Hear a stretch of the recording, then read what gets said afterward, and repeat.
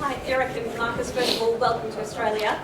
I think your Aussie fans would love to know how seriously you're taking these games against Victory and Palace, even though they are pre-season, but as a new manager, Erik? Yeah, you said it already. It is pre-season, but football, you play for to win. So in the end, it's always important winning. But of course, it is pre-season. We have to develop our team. So that is also a really big target for the game. How close to full strength will you be then tomorrow night? Our squad. We are full capacity. We have a strong squad. So the fans will be happy. Erik, Joey Lynch from ESPN and The Guardian down here in Australia. During this tour, you're playing Liverpool, Palace, Villa, opposition you'll become very familiar with over the years.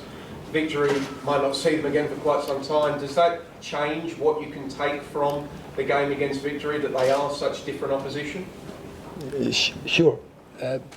We are happy with that game because, what you say, it's a different opposition, and it's always good to play against a different culture, and it will be a different approach. And from Liverpool, Crystal Palace, Aston Villa, we know what we can expect. From Victory and Melbourne is different, and I think they play in a good level, and they are second in the league last year, so they will have a strong squad, and I think also the coach is well known, and he's familiar with top sport and with top football. So we're looking forward to this game. It's going to be a good test. Erik, could you just update us on the fitness of Harry Maguire? Yes, he is tomorrow available. Is he going to play half a game, an hour, kind of? Yeah, we will see. I think he can play half a game. Erik, Simon Beach from PA. Just wondering, we obviously saw some signs of what you've been working on the training ground in the Liverpool game. I'm just wondering what kind of tactics you're looking to employ this season, whether the players are responding in the way you wanted, and in terms of the midfield, what you want from the midfield. You spoke about you're looking to improve there. What are you looking from the midfield? I want in every part of the team, I want proactivity, and that's the most important, that players take initiative on the ball and off the ball, in offense and defense. Tom Williams, Kick 360. Jurgen Klopp mentioned that his side struggled against your team's man-marking system, particularly in midfield. Could you explain the benefit of implementing this, and do these pre-season games give you the opportunity to refine that sort of structure? No, I would not say that we play man-marking.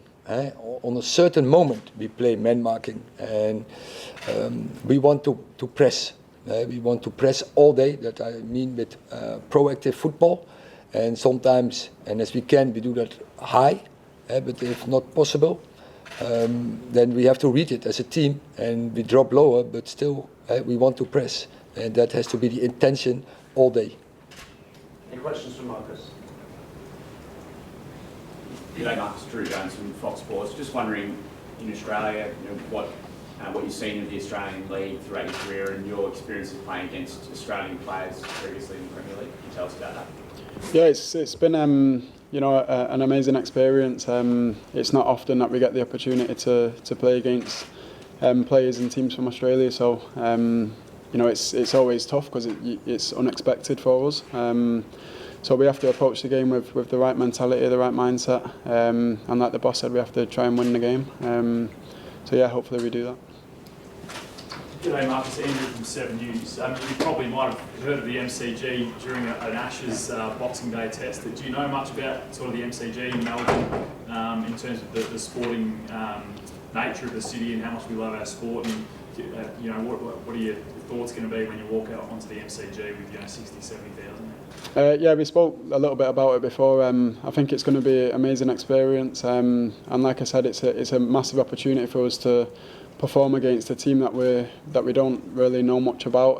So it's going to be unexpected to us, and also perform in front of fans that we don't get the opportunity to do so in throughout the season. So all the players are looking forward to it, and hopefully we give a good account of ourselves.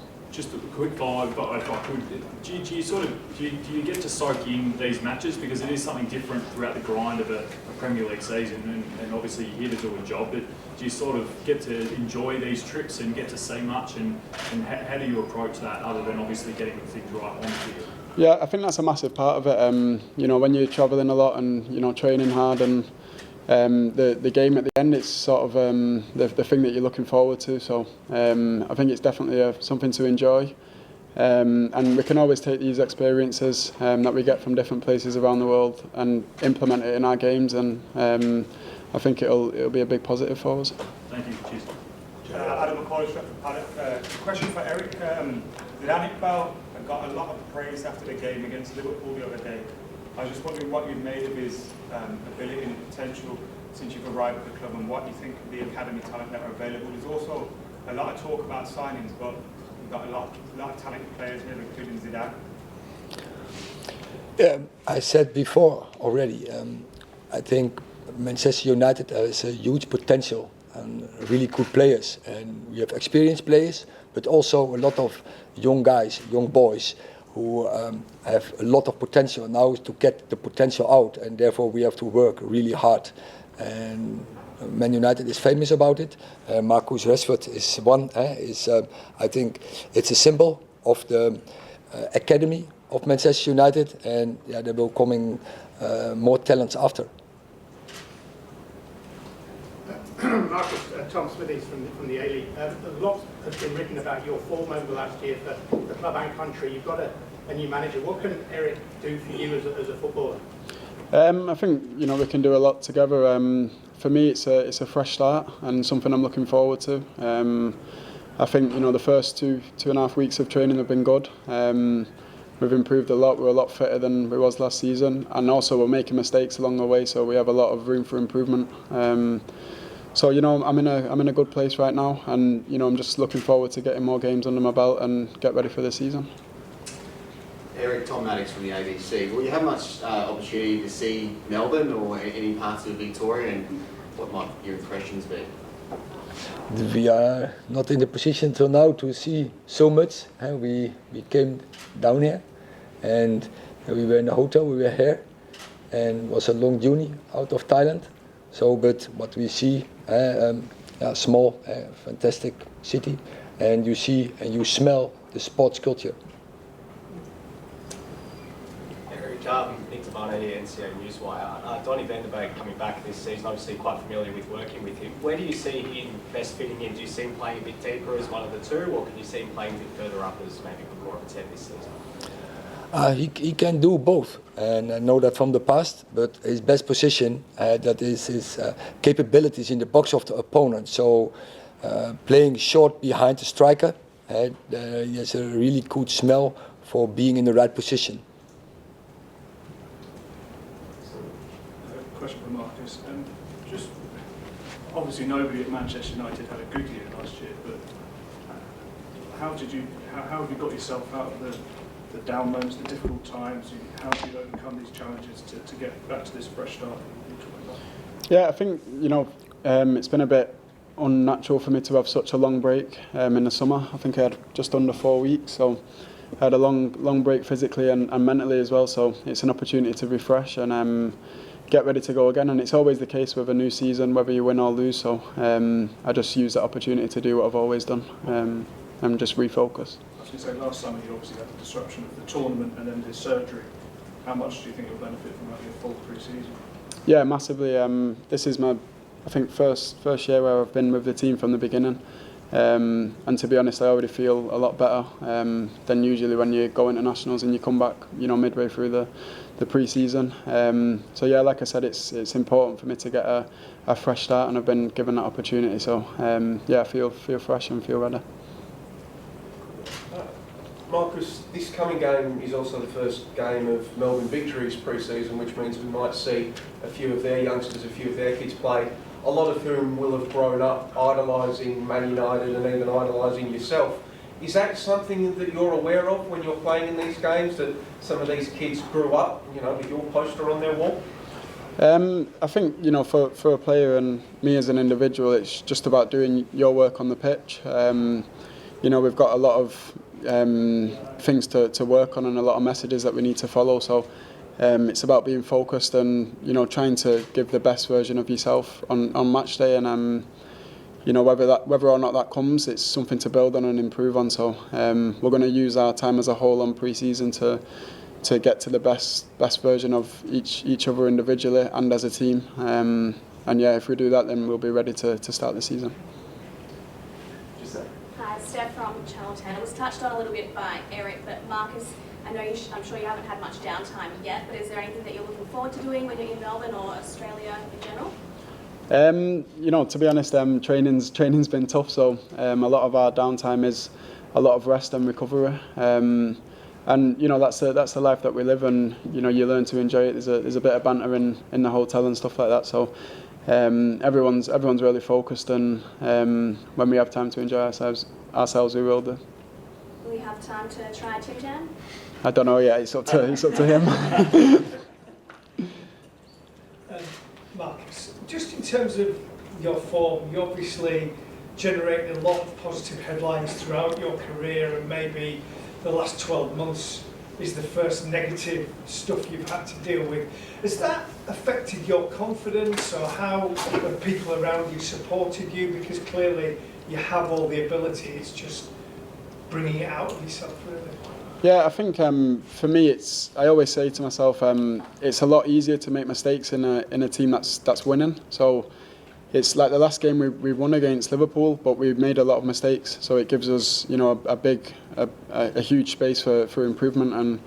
And individually, it's the same thing. If you're making mistakes in a winning team, it's a lot easier to come back and improve. When you're losing, it's difficult because we're all sportsmen. We don't like to lose, so we have to just refocus and try our best to win the next game. Is it just kind of the whole negativity surrounding the entire club last year sucks everything into it all? I mean, it's part of it, but it's not an excuse. It's a big club that we play for, and we're expected to win as we should do. So we just have to work really hard to improve, and next season's the first game of the season's the first opportunity that we have. So we do all this hard work now and try and win as many games as we can in pre-season, and then when it comes to the first game of the season, we're ready to give everything. Okay, we've got time for two more questions. One at the back there. Flex from United View. For Erik. Jadon Sancho looked really, really comfortable against Liverpool, expressing himself on the ball. Is that something that you were expecting from the front line, and him in particular? And we saw him play from the right-hand side as well. Are you looking to see him deployed from there? I was really happy to see. I think we have a good left side, but I think you see against Liverpool that we always also have a threat over the right side.